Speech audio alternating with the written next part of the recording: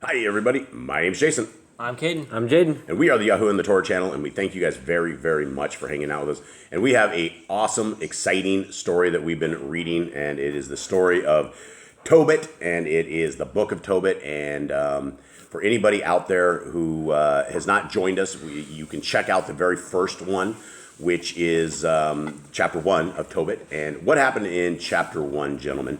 So chapter 1, it talks about his dad, mostly TOEIYAH's dad, which is talking about they're in a certain place in captivity, and he's still keeping the Torah. Everyone else has left the Torah. Everyone else is eating unclean food. Everyone else is doing these wicked things, but he is still keeping the Torah and doing what YHWH commanded him to do.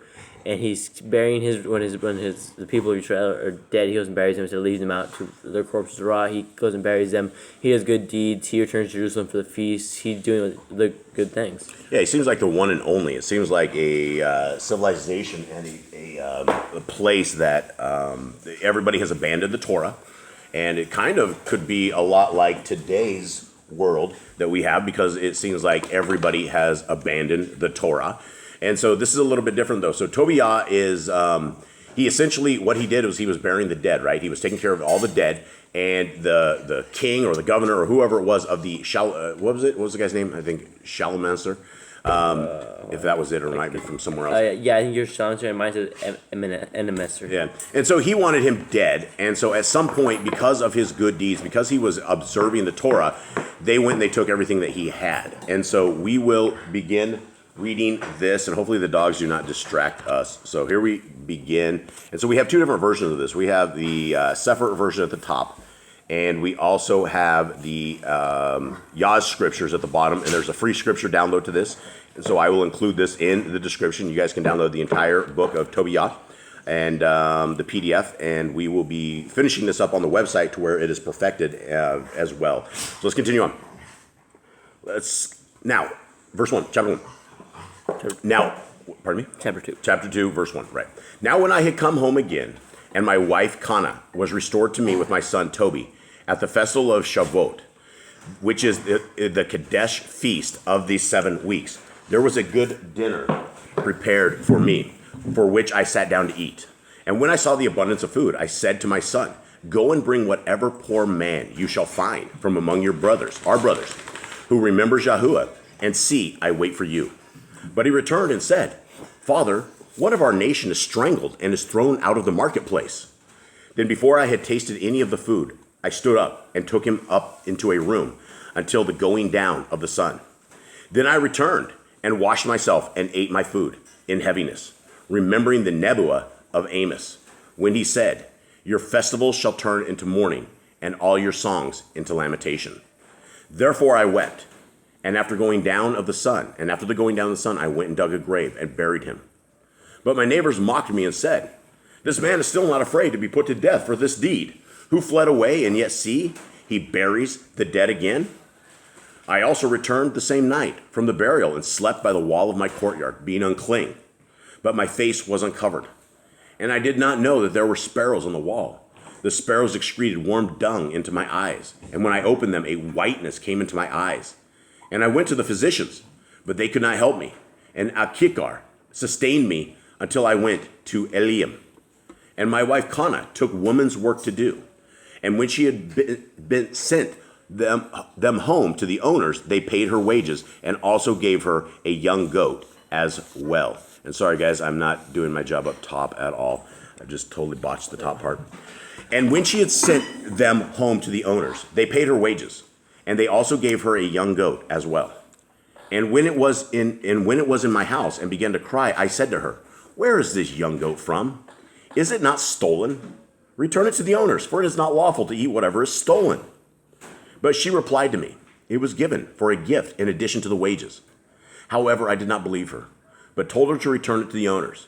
And I was ashamed of her. But she replied to me, where are your kind deeds and your righteous deeds? See, you and all your works are known.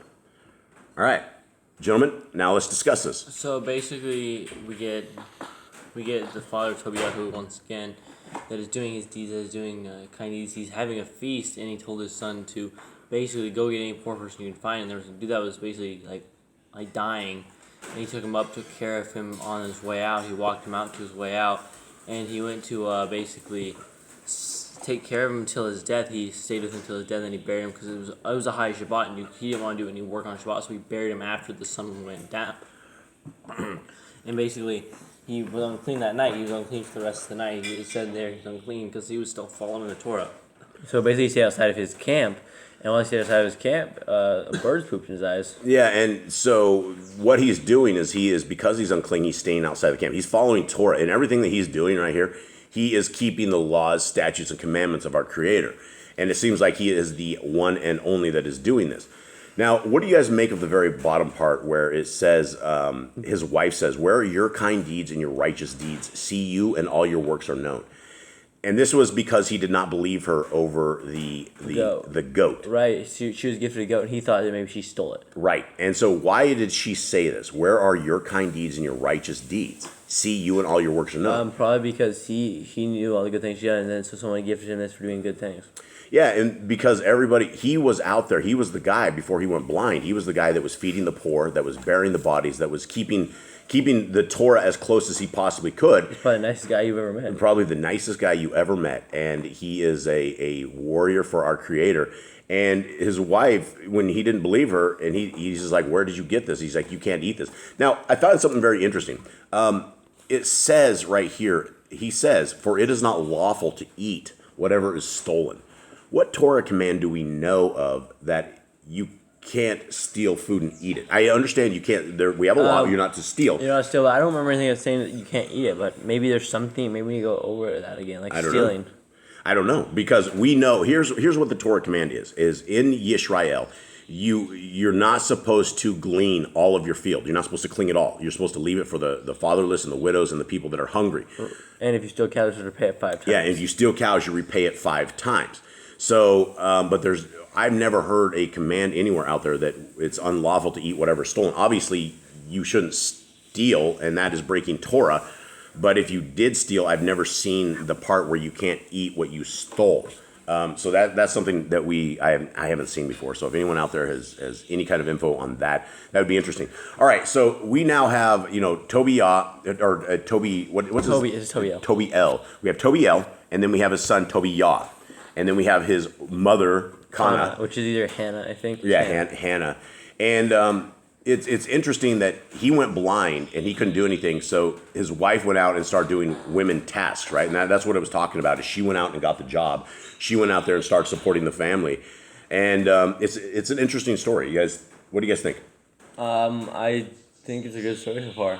Good story. Interesting. It gets more interesting as we go. So stick along with us and see what happens. Yeah, definitely stick around. Let's see what happens on this. It is an amazing story. You guys will be loving it by the time we get to the bottom of it.